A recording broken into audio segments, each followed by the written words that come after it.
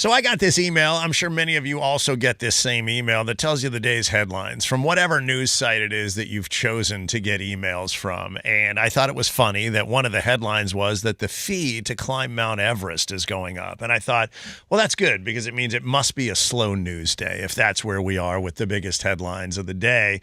But then I started digging in and I thought, okay, I'm hooked.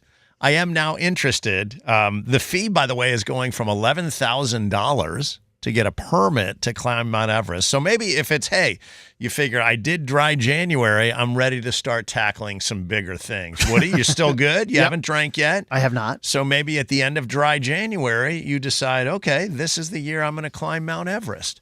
$15,000 now during the peak season is what it'll cost you. That's just to get a permit. That's not like a guide, food. It's not all inclusive. Yeah, getting to Correct. Nepal, Right. all of Correct. those things. And by the way, only 300 people a year, I say only, are given this opportunity.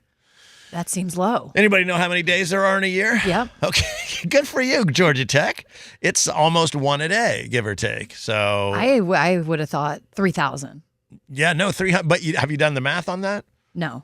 4.5 million is what they're making just on fees to get a permit to climb a mountain. It's pretty much self-regulated. A lot of people that are there at base camp and the different camps will be like, dude, you don't need to be doing this. There's a lot of like weird rules. Okay. Do you just get Good note. pamphlets on things that you'll probably never do?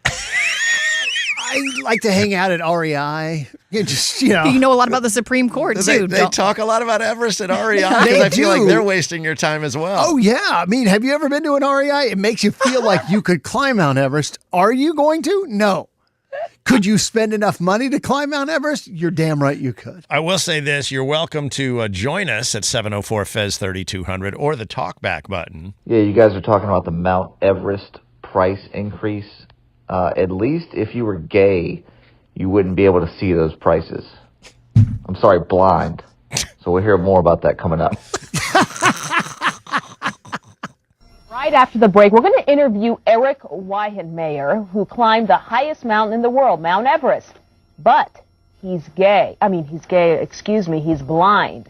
So we'll hear about that coming up. Okay, as we head to the break, I'll look at Okay.